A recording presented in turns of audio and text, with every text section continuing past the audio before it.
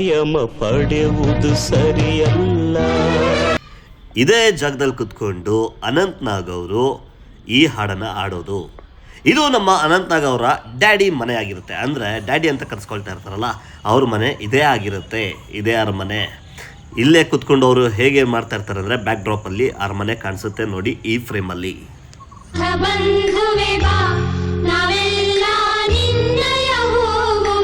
ಇದೇ ಹಾಲ್ನಲ್ಲೇ ನೋಡಿ, ಇದೇ ಹಾಲ್ನಲ್ಲೇ ಈ ಸೀನ್ ನಡೆದಿರೋದು. ಮಕ್ಕಳೆಲ್ಲ ಹಾಡೋದು, ಅನಂತ್ ನಾಗ್ ಅವ್ರಿಗೆ ಏಟಾಗೋದು, ಈ ಸೀನೆಲ್ಲ ನಡೆದಿರೋದು ಇದೇ ಹಾಲ್ನಲ್ಲಿ. ಎಲ್ಲ ಮ್ಯಾಚ್ ಮಾಡ್ತೀನಿ. ಇಲ್ಲೊಂದು ಕಡೆ ಮ್ಯಾಚ್ ಆಗುತ್ತೆ ನೋಡಿ. ಆ ಕನ್ನಡಿ ಮುಚ್ಚಿದಾರಲ್ಲ ಅದಿದೇನೆ, ಆ ಕನ್ನಡಿ ಇದೇ ಇರೋದು. ಇಲ್ಲೇ ಮಕ್ಕಳು ಆಡ್ತಾ ಇರ್ತಾರೆ. ಇದೇ ಅದಕ್ಕೆ ಸಾಕ್ಷಿ. ಶಾಂತಿ ಕ್ರಾಂತಿ 35 ವರ್ಷದ ಹಿಂದೆ ಬಂದಂತಹ ಈ ಸಿನಿಮಾ ರಿಲೀಸ್ ಆಗಬೇಕು ಅಂತ ಎಲ್ಲರೂ ಕೇಳ್ಕೊಳ್ತಾ ಇದ್ದೀರಾ. ಆದರೆ ರವಿಚಂದ್ರನ್ ಅವರು ಅಭಿಮಾನಿಗಳ ಮಾತನ್ನ ಕೇಳಿ ರಿಲೀಸ್ ಮಾಡಿದ್ರೆ ಜನ ಬಂದು ಥಿಯೇಟರ್ ನೋಡ್ತಾರ? ಯಾಕಂದ್ರೆ ಈಗಾಗಲೇ ಯೂಟ್ಯೂಬಲ್ಲಿದೆ, ಚಾನೆಲ್ನಲ್ಲಿ ಈ ಇಂಟೆನ್ಸಿಟಿ ನೋಡಿಕೊಂಡು ಆಗಾಗ್ಗೆ ರಿಪೀಟ್ ಆಗ್ತಾನೆ ಇದ್ದಾರೆ. ಸೊ ಇಷ್ಟೆಲ್ಲ ಖರ್ಚು ಮಾಡ್ಕೊಂಡು ಥಿಯೇಟ್ರಿಗೆ ಬರ್ತಾರ? ರವಿಚಂದ್ರನ್ ಅವ್ರು ಮತ್ತೆ ಯೋಚನೆ ಮಾಡಲೇಬೇಕು. ಆದರೆ ಬಂದರೆ ನಾನಂತೂ ಹೋಗಿ ನೋಡ್ತೀನಿ, ನೀವು ನೋಡ್ತೀರಾ ಅಂತ ಕಮೆಂಟ್ ಮಾಡಿ. ಸದ್ಯ ಸೋಷಿಯಲ್ ಮೀಡಿಯಾದಲ್ಲಿ ಈ ಶಾಂತಿ ಕ್ರಾಂತಿ ಕ್ರೇಜ್ ಇರೋದ್ರಿಂದ ಇದರದ್ದೇ ಯಾಕೆ ನಾನು ಶೂಟಿಂಗ್ ಪ್ಲೇಸ್ ಮಾಡಬಾರ್ದು ಅಂತ ಅನಿಸಿ ನಾನು ಈಗಾಗಲೇ ಈ ಜಾಗವನ್ನು ನಾನು ತುಂಬ ಎಪಿಸೋಡ್ಗಳಲ್ಲಿ ತೋರಿಸಿದ್ದೀನಿ. ಎಸ್, ಬೆಂಗಳೂರು ಅರಮನೆ. ಇದೇ ಅರಮನೆಗೆ ನಾನು ಬಂದಿದ್ದೀನಿ ಇವತ್ತು. ಯಾಕೆ ಅಂದರೆ ಶಾಂತಿ ಕ್ರಾಂತಿ ಸಿನಿಮಾದ ಶೂಟಿಂಗ್ ಸ್ಥಳಗಳನ್ನು ತೋರಿಸೋದಕ್ಕೆ. ಇನ್ನೂ 3 ಪಾರ್ಟ್ ಇದೆ ನನ್ನ ಹತ್ರ. ಇದು ಫಸ್ಟ್ನೇ ಪಾರ್ಟು. ಇದರಲ್ಲಿ ನಾನು ಅರ್ಧ ಭಾಗ ಹೇಳ್ದು ನಂತರ ನಾನು ಮಧ್ಯರಾತ್ರಿಯಲ್ಲಿ ಹೈವೇ ರಸ್ತೆಯಲ್ಲಿ ಈ ಹಾಡಿದೆಯಲ್ಲ, ಇದ್ರ ಬಗ್ಗೆ ನಾನು ಶೂಟಿಂಗ್ ಜಾಗಗಳನ್ನು ತೋರಿಸ್ತೀನಿ. ಇವತ್ತಿಗೆ ನಾನು ಈ ಸ್ಪಾಟ್ನ, ಇವತ್ತಿನ ಫಸ್ಟ್ ಪಾರ್ಟ್ನ ತೋರಿಸ್ತೀನಿ. ಮತ್ತೆ ತಡ, ಬನ್ನಿ ಇವತ್ತಿನ ಎಪಿಸೋಡ್ನ ಸ್ಟಾರ್ಟ್ ಮಾಡೋಣ. ಇದೇ ನೋಡಿ ಆ ಓಂ ಆಶ್ರಮ. ಇಲ್ಲೇ ಅನಂತ್ ನಾಗ್ ಅವರು ಇರ್ತಾರೆ. ಇದೇ ಜಾಗಕ್ಕೆ ನಮ್ಮ ಜೂಹಿ ಚಾವ್ಲಾ ಅವರು ಬರ್ತಾರೆ. ಈ ಫೋಟೋದಲ್ಲಿ ನೋಡಿ ಒಂದು ದೂರದಲ್ಲಿ ಮರ ಇದೆಯಲ್ಲ, ಆ ಮರ ಇದೆ ನೋಡಿ. ಈ ಫ್ರೇಮ್ ಪಕ್ಕಾ ಮ್ಯಾಚ್ ಆಗುತ್ತೆ ನೋಡಿ. ಜೂಹಿ ಚಾವ್ಲಾ ಅವ್ರು ಬಂದಾಗ ಈ ಫ್ರೇಮಲ್ಲಿ ಕಾಣಿಸುತ್ತೆ. ಇಲ್ಲಿ ಮರ ಮತ್ತು ಈ ಅರಮನೆಯ ಬಾರ್ಡರ್ ಕಾಣಿಸುತ್ತೆ ನೋಡಿ. ಇಲ್ಲೇ ಬರ್ತಾರೆ. ಇಲ್ಲಿ ಬಂದಾಗ ಇಲ್ಲಿ ಫ್ಲ್ಯಾಗ್ ಎಲ್ಲ ಇರುತ್ತೆ. ಇಲ್ಲಿ ಹುಡುಗರೆಲ್ಲ ಓಡೋಗ್ತಾ ಇರ್ತಾರೆ. ಏನಕ್ಕೆ ಹಿಂಗೆ ಓಡೋಗ್ತಾ ಇರ್ತಾರೆ ಅಂತ ನೋಡ್ತಾರಲ್ಲ, ಹೀಗೆ ಓಡೋ ಜಾಗ ಇದೆ ನೋಡಿ. ಇಲ್ಲೇ ಇವಾಗ ಒಂದು ಸ್ವಲ್ಪ ಈ ರೀತಿ ಟೈಲ್ಸ್ ಎಲ್ಲ ಹಾಕಿರೋ ರೀತಿ ಇದೆ. ಬಟ್ ಆವಾಗ ಮಣ್ಣಿತ್ತು, ಈಗ ಫುಲ್ಲು ರಿನೋವೇಷನ್ ಆಗಿದೆ. 35 ವರ್ಷ ಅಲ್ವಾ. ಇನ್ನು ಇದೇ ಜಾಗದಲ್ಲೇ ಆ ಮಗು ಬೀಳುತ್ತೆ. ಆ ಮಗು ಬಿದ್ದಾಗ ಜೂಹಿ ಚಾವ್ಲಾ ಅವರು ಬಂದು ಏನಾಯ್ತಮ್ಮ ಅಂದಾಗ ಡ್ಯಾಡಿಗೆ ಏಟ್ ಆಗಿಬಿಟ್ಟಿದೆ ಅಂತಾರಲ್ಲ, ಈ ಜಾಗ ಸಹ ಇಲ್ಲೇ ಆಗಿರೋದು.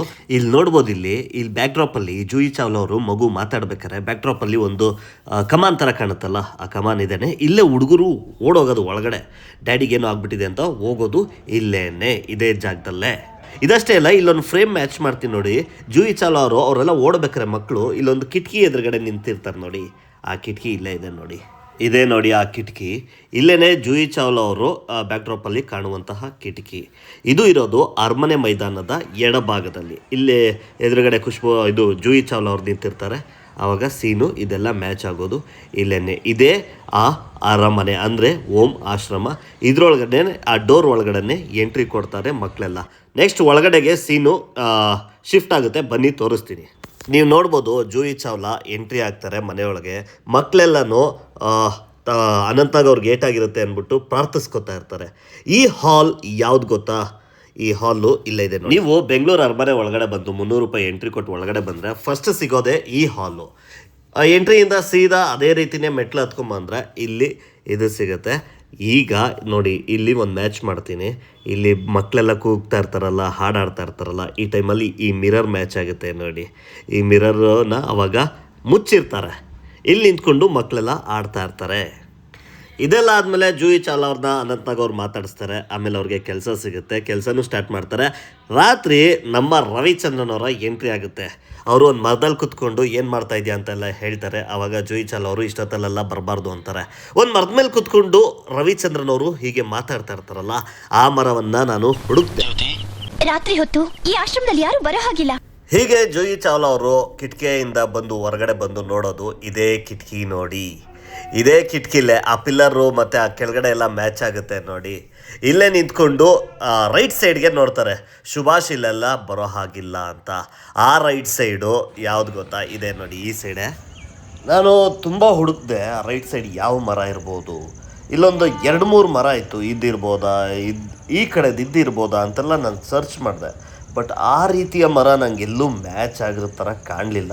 ಬಟ್ ಒಂದು ಮರ ಇಲ್ಲಿದೆ ನೋಡಿ, ಈ ಮರ ಇರ್ಬೋದಾ ಅಂತ ನನಗೊಂದು ಅನುಮಾನ. ಯಾಕೆಂದರೆ ಒಂದು ಸೀನಲ್ಲಿ ಈ ರೀತಿಯದ್ದೇ ಒಂದು ಮರ ಕಾಣಿಸುತ್ತೆ. ನಾನು ಫೋಟೋ ಹಾಕ್ತೀನಿ, ನೀವೇ ಡಿಸೈಡ್ ಮಾಡಿ ಅದು ಅದೇ ಮರನ ಅಂತ. ನಾನು ಇಲ್ಲಿ ಲೋಕಲೈಟ್ಸು ಈ ಗೈಡ್ಗಳನ್ನ ಕೇಳಿದೆ. ಅವ್ರು ಹೇಳಿದ್ರು, ಸರ್ ತುಂಬ ಮರಗಳು ಕಡ್ದಾಕಿದ್ದಾರೆ ಈ ರೀತಿ ಡೆವಲಪ್ಮೆಂಟ್ ಮಾಡೋದಕ್ಕೆ, ಆ ಮರನೂ ಹೋಗಿರ್ಬೋದು ಅಂತ ಹೇಳಿದ್ದಾರೆ.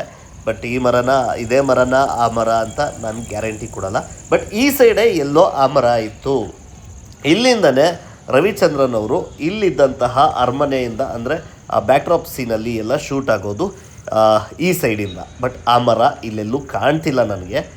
ಇದೆಲ್ಲ ಇರ್ಬೋದು ಅಂತ ನಾನು ನಿಮ್ಗೆ ಮ್ಯಾಚ್ ಮಾಡ್ತೀನಿ. ಇಲ್ಲೇ ಕಿಟಕಿಯಿಂದ ಜೂಹಿ ಚಾವ್ಲಾ ಅವರು ನೋಡ್ತಾ ಇರ್ತಾರೆ, ಈ ಸೈಡಿಂದ ಮರದಲ್ಲಿ ಮಾತಾಡ್ತಾ ಇರ್ತಾರೆ ನಮ್ಮ ರವಿಚಂದ್ರನ್ ಅವರು.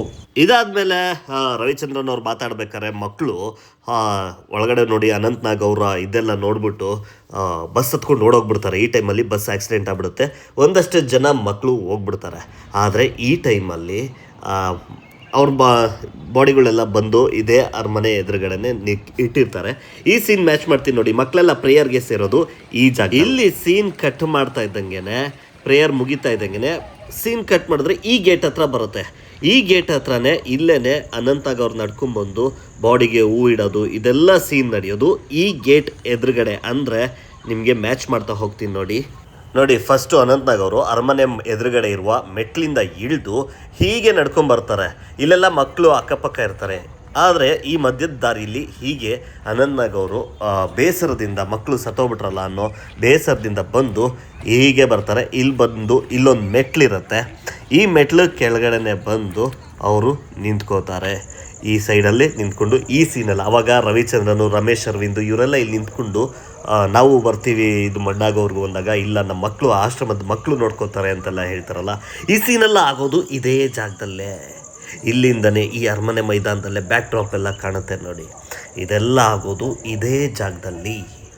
ಇಷ್ಟೇ ಅಲ್ಲ, ರಾತ್ರಿ ಮತ್ತೆ ರವಿಚಂದ್ರನ್ ಅವ್ರು ಬರ್ತಾರೆ. ಯಾಕೋ ಡೌಟ್ ಬರುತ್ತೆ, ಇದೇ ಗೇಟ್ ಹತ್ರ ನಿಂತ್ಕೊಂಡು ಇಲ್ಲೊಂದು ಗಂಟೆ ಇರುತ್ತೆ, ಆ ಗಂಟೆನ ಹೊಡಿತಾರೆ. ಆವಾಗ ನಮ್ಮ ಅನಂತ್ನಾಗ್ ಅವರು ಒಳಗಡೆ ಇರ್ತಾರೆ. ಆ ಸೀನ್ನ ನಾನು ತೋರಿಸ್ತೀನಿ ನೋಡಿ. ಇದೇ ಫ್ರೇಮಲ್ಲೇ ಅನಂತ್ನಾಗ್ ಅವರು ಇದೇ ಬಾಗಿಲಿಂದ ಹೊರಗಡೆ ಬರ್ತಾರೆ. ಯಾರು ಇಷ್ಟೊತ್ತಿನಲ್ಲಿ ಗಂಟೆ ಹೊಡಿತಾ ಇರೋದು ಆಶ್ರಮದ್ದು ಅಂದ್ಬಿಟ್ಟು ಹೀಗೆ ಬಂದು ಹೀಗೆ ಪಾಸ್ ಆಗ್ತಾರೆ.